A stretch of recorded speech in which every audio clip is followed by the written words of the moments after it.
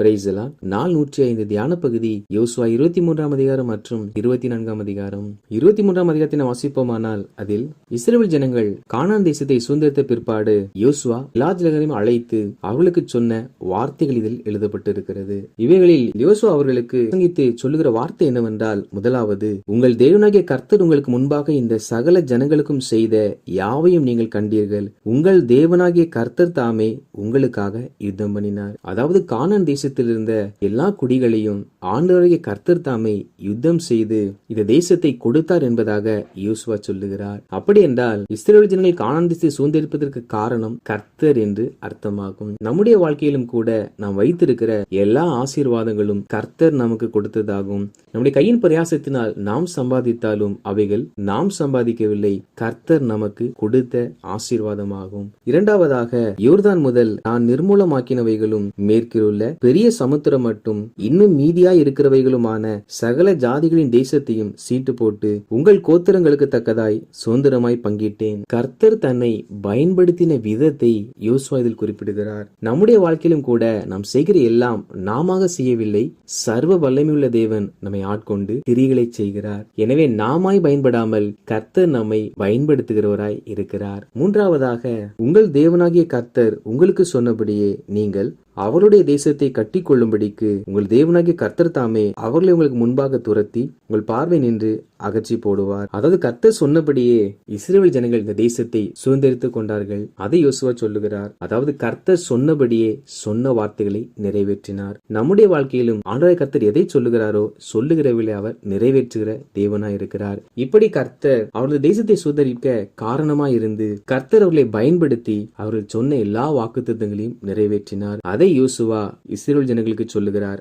மேலும் அவர் கர்த்தர் இப்படி செய்தபடியினால் இஸ்ரவேல் ஜனங்கள் இனி கைக்கொள்ள வேண்டிய காரியங்களையும் யோசுவாவில் கற்பிக்கிறார். முதலாவதாக, மோசே நியாயப்பிரமாண புஸ்தகத்தில் எழுதியிருக்கிறதை விட்டு வலதுபுறமாகிலும் இடதுபுறமாகிலும் விலகி போகாமல் அதையெல்லாம் கை கொள்ளவும் செய்யவும் நிர்ணயம் பண்ணி கொள்ளுங்கள். அதாவது இஸ்ரவேல் ஜனங்கள் கர்த்தருடைய கட்டளையை விட்டு விலகாமல் சாயாமல் அதை கை கொள்ளவும் அதன்படி செய்யவும் தங்கள் இருதயத்தில் தீர்மானம் பண்ணி கொள்ள வேண்டுமாம். இரண்டாவது காரியம் என்னவென்றால், உங்களுக்குள்ளே மீதியா இருக்கிற இந்த ஜாதிகளோட கலவாமலும் அவருடைய தேவர்களின் பெயரை நினையாமலும் அவைகளை கொண்டு ஆணையிடாமலும் அவைகளை சேவியாமலும் பணிந்து கொள்ளாமலும் இருக்கும்படி எச்சரிக்கையா இருங்கள். அதாவது இந்த தேசத்தின் குடிகளோடு கூட ஐக்கியம் வைத்துக் கொள்ளாமலும் அவர்கள் தேவர்களை பணிந்து கொள்ளாமலும் இருக்க வேண்டும் என்பதாக சொல்லியிருக்கிறார். மூன்றாவதாக, என் நாள் மட்டும் நீங்கள் செய்தது போல உங்கள் தேவனாகிய கர்த்தரை பற்றி கொண்டிருங்கள். அதாவது எல்லா பகுதியிலும் தேவனாகிய கர்த்தரையே சார்ந்திருக்க வேண்டுமாம். அதை யோசுவாவில் சொல்லியிருக்கிறார். ஆண்டவராகிய தேவன் அவருடைய ஆசீர்வாதத்திற்கு காரணராய் இருந்து அவர்களை பயன்பட செய்து அவர்களுக்கு தாம் சொன்ன வாக்குத்தத்தத்தை நிறைவேற்றினபடியினால் யோசுவா, நீங்கள் கர்த்தருடைய வார்த்தைக்கு கீழ்ப்படிந்து புறஜாதியோடு கூட கலவாமல் கர்த்தரிய உறுதியை பற்றி கொள்ளுங்கள் என்ற வார்த்தைகளை தேவ ஆவியினால் ஜனங்களுக்கு சொல்லுகிறார். மேலும் யோசுவா, ஆகையால் உங்கள் தேவனாகிய கர்த்தரில் அன்பு கூறும்படி உங்கள் ஆத்துமாக்களை குறித்து மிகவும் எச்சரிக்கையா இருங்கள் என்கிறார். அதாவது கர்த்தர் பெரிய ஜாதிகளை சிறுமியான ஜனங்களுக்கு பலன் கொடுத்து அவர் துரத்தி சிறுமியான ஜனத்திற்கு அந்த இடத்தை கொடுத்தபடியினால் அந்த தேவனை மறவாதபடிக்கு அவர்கள் அன்பு கூற எச்சரிக்கையா இருக்க வேண்டும் என்று யோசுவா சொல்லுகிறார். நாமும் கூட தேவனிடத்தில் அன்பு கூறும்படி எச்சரிக்கையுள்ளவர்களாய் காணப்பட வேண்டும். காரணம் என்னவென்றால், இக்காலத்தில் அநேக கிறிஸ்தவர்கள் ஆண்டவருடைய ஆசீர்வாதத்தை எதிர்பார்க்கிறதே அல்லாமல் ஆண்டவரை நேசிப்பதில்லை. இயேசு நம்மை நேசிப்பதை போல நாமும் அவரை நேசிக்கிற பிள்ளைகளாய் காணப்பட வேண்டும். மேலும் யோசுவா, நீங்கள் பின்வாங்கி போய் உங்களுக்குள்ளே மீதியா இருக்கிற இந்த ஜாதிகளை சேர்ந்து அவர்களுடைய சம்பந்தம் கலந்து நீங்கள் அவர்களிடத்திலும் அவர்கள் உங்களிடத்திலும் உறவாடினால் உங்கள் தேவனாகிய கர்த்தர் இனி இந்த ஜாதிகள் உங்களுக்கு முன்பாக துரத்தி விட மாட்டார் என்றும் உங்கள் தேவனாகிய கர்த்தர் உங்களுக்கு கொடுத்த நல்ல தேசத்திலிருந்து அழிந்து போக மட்டும் அவர்கள் உங்களுக்கு கன்னியாகவும் வளையாகவும் உங்கள் விழாக்களுக்கு சவுக்காகவும் உங்கள் கண்களுக்கு முள்ளுகளாகவும் இருப்பார்கள் என்றும் நிச்சயமாய் அறியுங்கள் என்பதாக சொன்னார். அதாவது புறஜாதியோடு கலவும் போது நடக்கிற விளைவுகள் என்ன என்பவற்றை குறித்து யோசுவா இதில் விவரித்து சொல்லுகிறார். அப்படி புறஜாதியாரை திருமணம் செய்யும் பொழுது அவர்கள் கன்னியாகவும் வளையாகவும் சவுக்காகவும் முள்ளாகவும் இருப்பார்களாம். எனவேதான் தேவ பிள்ளைகளாகிய நாம் தேவனை அறியாத பிள்ளைகளை திருமணம் செய்யக்கூடாது செய்யக்கூடாது என்று ஊழியர்கள் கட்டளையை சொல்லுகிறார்கள். அப்படி செய்யும் பொழுது வாழ்க்கையில் வருகிற விளைவு என்னவென்றால் கண்ணிகளும் வளைகளும் சவுக்கும் முள்ளுகளும் நம்முடைய வாழ்க்கையில் வர நேரிடும். நாம் ஜெபித்தாலும் அவைகள் ஒரு நாளும் மாறாது. எனவேதான் கர்த்தர் முன்பாகவே நமக்கு அவைகளை எச்சரித்து சொல்லியிருக்கிறார். எனவே தேவ பிள்ளைகளாகிய நாம் அந்நிய நுகத்தோடு பிணைக்கப்படாதபடி மிகுந்த எச்சரிக்கையுள்ளவர்களாய் காணப்பட வேண்டும். 24ஆம் அதிகாரத்தை வாசிப்போமானால் அதில் யோசுவா இஸ்ரவேலின் சகல ஜனங்களையும் வரவழைத்து அவர்களுக்கு இறுதியாக செய்த ஒரு பிரசங்கத்தை குறித்து நம்மால் பார்க்க முடியும். அவைகள் நம்முடைய வாழ்க்கைக்கு ஒரு ஒப்புமையாக, ஒரு முன்மாதிரியாகவே எழுதப்பட்டிருக்கிறது. இதே வாழ்க்கையின் பயணத்தில் தான் நாமும் சென்று கொண்டிருக்கிறோம். முதலாவதாக, பூர்வத்திலே உங்கள் பிதாவாகிய ஆபிரகாமுக்கும் நாகோருக்கும் தகப்பனாகிய தேராகு என்பவன் நதிக்கு அப்புறத்திலே குடியிருந்த போது அவர்கள் வேறே தேவர்களை சேவித்தார்கள். இதில் ஆபிரகாம் ரட்சிக்கப்படுவதற்கு முன்பாக வாழ்ந்த பழைய வாழ்க்கை குறித்து சொல்லப்பட்டிருக்கிறது. நமக்கும் கூட ஒரு பழைய வாழ்க்கை உண்டு. இரண்டாவதாக, நான் நதிக்கு அப்புறத்தில் இருந்த உங்கள் தகப்பனாகிய ஆபிரகாமை அழைத்து கொண்டு வந்து அவனை கானான் தேசம் எங்கும் சஞ்சரிக்க செய்து அவன் சந்ததியை திரட்சியாக்கி அவனுக்கு ஈசாக்கை கொடுத்தேன். ஈசாக்குக்கு யாக்கோபையும் ஏசாவையும் கட்டளையிட்டேன். இரண்டாவதாக கர்த்தர் ஆபிரகாமை அழைக்கிறார். நம்மையும் கூட ஆண்டவராகிய தேவன் ரட்சிப்பை கொடுத்து நம்மையும் பரிசுத்த வாழ்க்கைக்கு, பரலோக வாழ்க்கைக்கு அழைத்திருக்கிறார். மூன்றாவதாக, ஏசாவுக்கு செயிர் மலை தேசத்தை சுதந்தரிக்கும்படி கொடுத்தேன். யாக்கோபும் அவன் பிள்ளைகளுமோ எகிப்திற்கு போனார்கள். இதில் ஏசாவுக்கு ஆசீர்வாதம் கிடைத்தது. யாக்கோபுக்கோ ஒரு பரதேசியை போல சஞ்சரிக்க ஒரு வாழ்க்கை கிடைத்தது.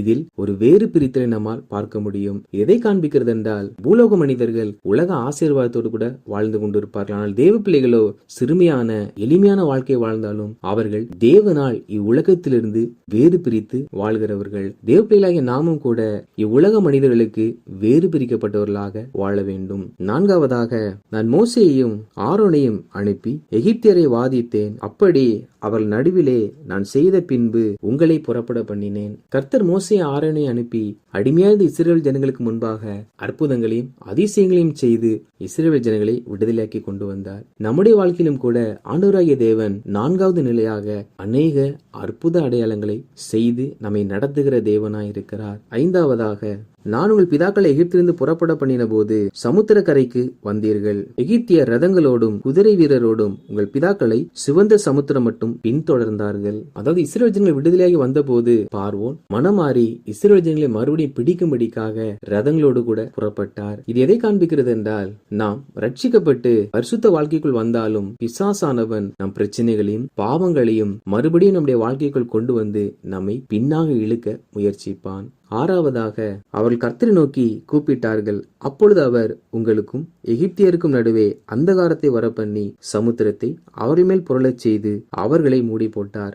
எகிப்திலே செய்ததை உங்கள் கண்கள் கண்டது. பின்பு வனாந்திரத்திலே அநேக நாள் சஞ்சரித்தீர்கள். இக்கட்டு வந்த பொழுது இஸ்ரவேலர்கள் ஜெபித்தார்கள். ஜெபித்த போது கர்த்தர் அற்புதம் செய்தார். தேவ பிள்ளைகளாகிய நாம் ஜெபிக்கிற தேவனோடு இணைக்கப்பட்ட ஒரு ஐக்கியத்திற்குள்ளாக வருகிற தேவ பிள்ளைகளாய் காணப்பட வேண்டும். அப்பொழுது நாம் வனாந்திர பாதையில் சென்றாலும் நாம் தேவனோடு சஞ்சரிப்போம் என்றால் கர்த்தர் நம்மை ஆச்சரியமாய் வழி நடத்துவார். காரணம், இஸ்ரவேல் ஜனங்களை வனாந்திரத்தில் ஆச்சரியமாய் அவர் நடத்தினார். ஏழாவதாக, அதற்கு பின்பு உங்களை யோர்தானுக்கு அப்புறத்திலே குடியிருந்த எமோரியரின் தேசத்திற்கு கொண்டு வந்தேன். அவர்கள் உங்களோடு யுத்தம் பண்ணுகிற போது அவர்களை உங்கள் கையில் ஒப்பு கொடுத்தேன். அவர்கள் தேசத்தை கட்டி கொண்டீர்கள். பின்பு இஸ்ரவேல் ஜனங்கள் கானான் தேசத்தை சுதந்திரித்துக் கொண்டார்கள். நாமும் கூட ஒவ்வொரு நிலைகளை தாண்டி இறுதியாக நித்திய கானானை சுதந்திரிக்க போகிறோம். அதற்காக தான் கர்த்தர் நம்மை அழைத்து வேறு பிரித்து வாழ்க்கையில் அற்புதம் செய்து பின்தொடர்கிற பாவங்களையும் பிசாசை நம்மை விட்டு அப்புறப்படுத்தி அவரோடு இணைந்து வாழும்படிக்கு நாம் ஜெபிக்கவும் அவரோடு சஞ்சரிக்க அவர் நமக்கு கட்டளையிடுகிறார். அப்படி நாம் செய்யும் பொழுது